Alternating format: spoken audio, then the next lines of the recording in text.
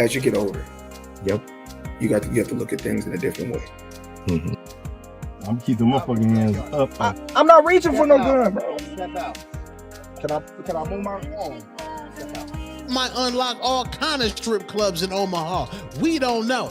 This is musty. This is disgusting at the highest level. Once they had stopped, Crawford was identified. I'm keeping my fucking hands up. I'm not reaching for no gun, bro. Step out. Can I move my phone? Step out.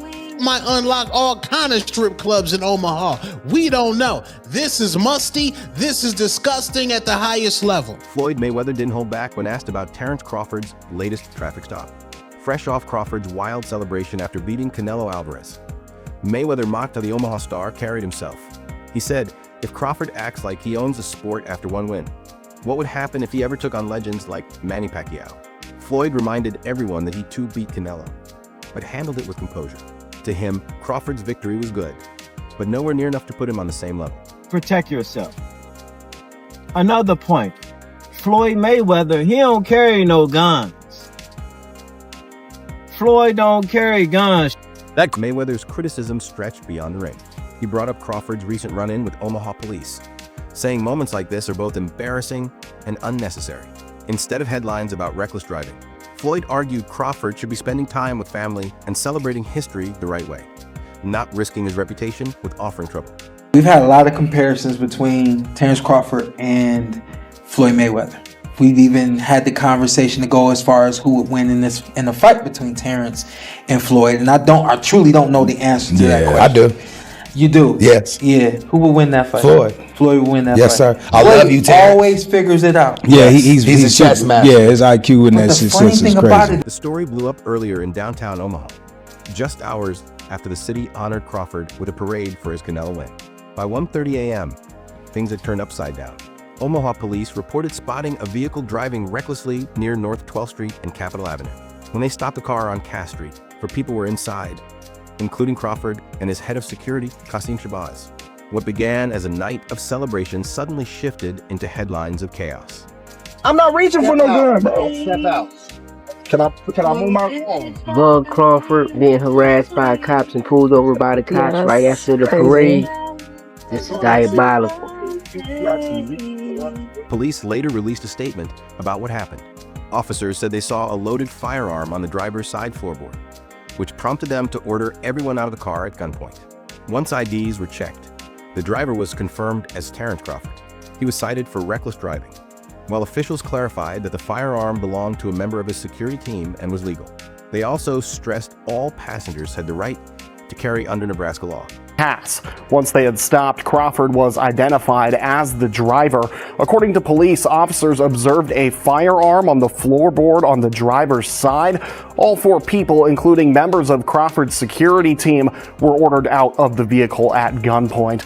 I spoke with the head of Crawford's security this afternoon, who says he's still shaken up. The same fans who cheered Crawford hours earlier now watched footage of their champion in handcuffs on Cass Street. Many in Omaha felt the moment robbed the city of what should have been a proud weekend. Some blamed police for escalating, while others pointed fingers at Crawford's choices. Local station KETV quoted an officer saying the firearm was noticed when Crawford reached down for his license and registration. Bro, I got a crazy clip to show you guys right now. But isn't that a policeman holding a gun to the three-time undisputed world champ Terence Bud Crawford's head?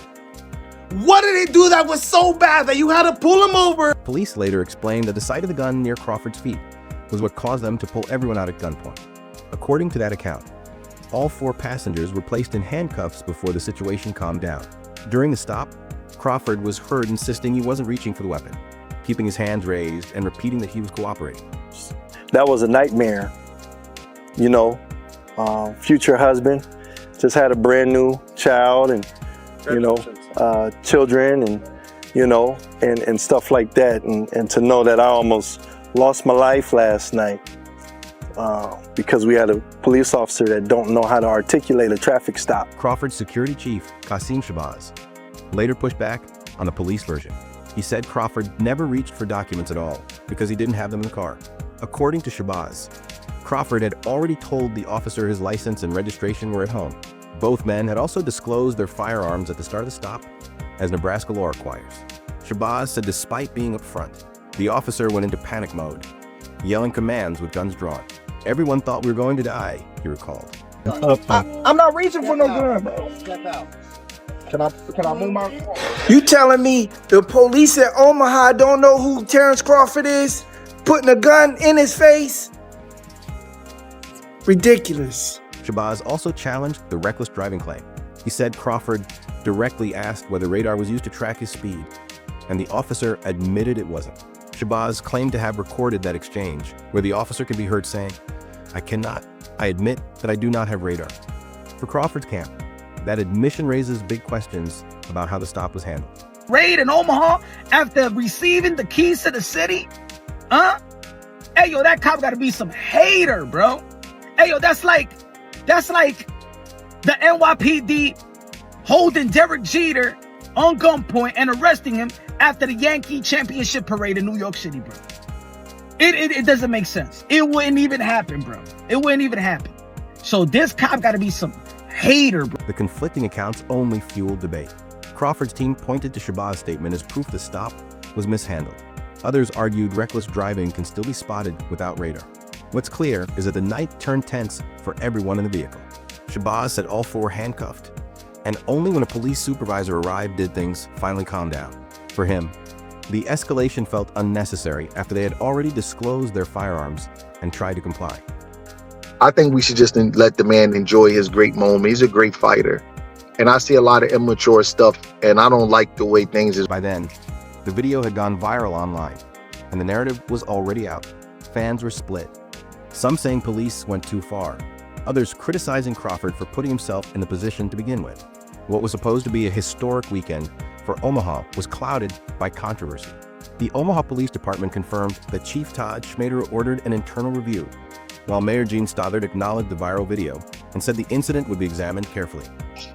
But they come up with guns drawn. Wow, he had his guns drawn. Here's what TMZ wrote. Terence Crawford ordered out of the car by a cop holding a gun on a video. It says Terence Crawford was forced out of a car at gunpoint by police officers with tense exchange caught on video, and it's leading to an internal investigation. At this point, the only official charge against Crawford is reckless driving. Police confirmed every firearm found in the vehicle was legal, and no other charges will follow. The stark contrast between Omaha's daytime celebration and the late-night gunpoint stop is what's sticking with fans.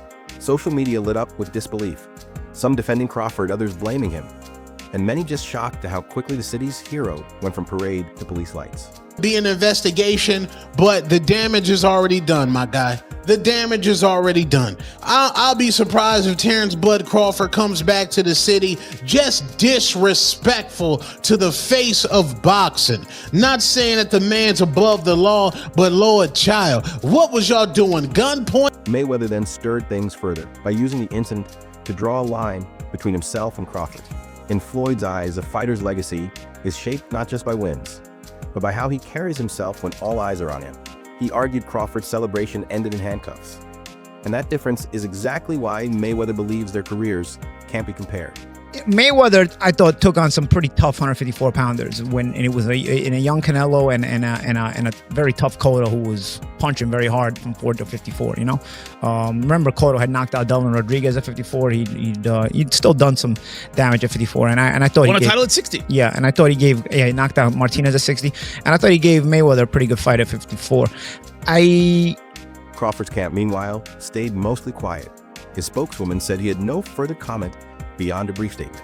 The internal investigation by Omaha police is ongoing, but Crawford hasn't responded to Floyd, to the citation, or to Shabazz's version of events.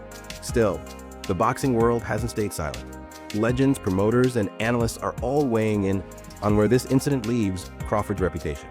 You know, I don't go off of that. You know, Floyd is the best fighter, you know, in his era, and I feel like I'm the best fighter in my era. Oscar De La Hoya was quick to jump into the debate. He dismissed any idea that Crawford's win over Canelo puts him on Mayweather's level. De La Hoya reminded everyone that Floyd fought a younger, fresher Canelo and dominated him, while Crawford had to grind for 12 rounds. In Oscar's view, the gap between them is huge. Mayweather was already a king when he faced Canelo, and Crawford hasn't reached that mark. I knew that. I said it. I was like, but Saul them kept saying, both them, keep boxing, keep boxing. Does anybody know where Bo is? Is he in the locker room? I was. I'm like, Analyst Max Kellerman approached it differently. He pointed out that greatness isn't about one fight. Floyd built his legacy on unmatched defense, making opponents miss before the fight even got going. Kellerman argued that Mayweather's brilliance was psychological as much as physical, frustrating fighters and taking away their confidence. That's using what he got to shield him. He got a lot of security guards around him, and he's in the limelight and stuff like that. But in certain situations, he wouldn't be acting like that. Do you like him as a fighter, though? Yeah, he's a damn good fighter. Yeah. But like his core personality and his ways. Crawford's brilliance, on the other hand, comes from his adaptability. He switches stances mid-fight, breaks opponents down, and finds ways to dominate with different looks. Kellerman said both Mayweather and Crawford reached greatness, but in different ways. To him, it's less about who's better and more about respecting two different peaks in boxing history. Floyd Money Mayweather. Why is that the option?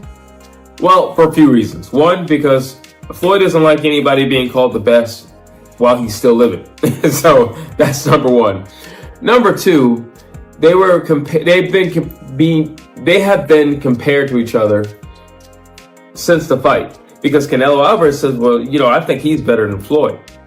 So now they're starting to get. Bernard Hopkins offered another perspective. He credited Crawford's sharpness, but said he hasn't yet faced what Mayweather brought to the ring, the mental warfare. Hopkins stressed that fighting Floyd wasn't just about punches. It was about doubting yourself every round. He hinted that Crawford's celebrations might come from not yet facing an opponent who could completely strip away his tools. That, Hopkins argued, is the difference between great and legendary. Pass the torch to the right guy. You know what I mean? He lost it to Terence fair and square, and he passed the torch. So if you're gonna have another fight, cool, but you don't need to. You have nothing. He has nothing to prove. You know, he fought Terence and nobody else would. Then came Mike Tyson, who brought the fans' perspective. Tyson said this type of debate is exactly what boxing needs. People talking, media buzzing, fans splitting into camps. He even teased that with Floyd still training for exhibitions, who's to say a fight with Crawford couldn't happen? Tyson wasn't focused on records or risks, but on giving fans a spectacle. For him, this conversation is bigger than shade. It's about the possibility of two eras colliding in the ring. You know, I don't go off of that. You know, Floyd is the best fighter, you know, in his era, and I feel like I'm the best fighter in my era. One thing that I thought was really interesting about the fight, I always love watching you switch stances as effortlessly as you do. You didn't do that a lot in this fight. You didn't have to. Were you expecting not to have to? No, I felt like I could have, but... That wraps up today's. Don't forget to like the video, drop your thoughts in the comments, and subscribe for more coverage of the biggest stories in boxing. Until next time.